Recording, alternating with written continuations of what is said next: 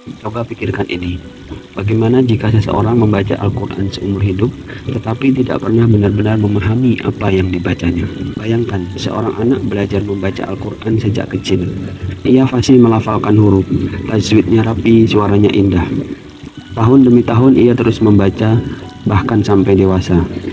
Namun jika yang ia tekuni hanya membaca bahasa Arabnya tanpa memahami maknanya, maka yang ia miliki hanyalah kemampuan membaca kata, bukan membaca pesan.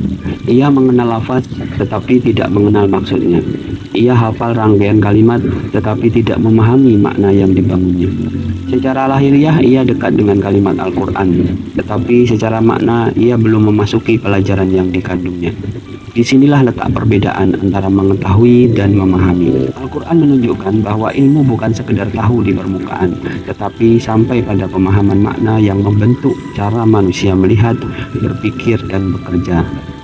Sebagaimana Allah firmankan dalam surat Al-Baqarah ayat 31 di kalimat وَعَلَّمَ آدَمَ الْأَسْمَاءَ كُلَّهَا. Kata alama tidak sekedar berarti memberitahu, ia bermakna membangun pemahaman yang membuat manusia mampu membedakan dan menempatkan sesuatu secara tepat. Karena itu manusia tidak cukup hanya tahu, sebab tanpa makna pengetahuan hanyalah data, bukan kesadaran yang mengarahkan. Dalam ayat ini Allah mengajarkan kepada Adam al-asma.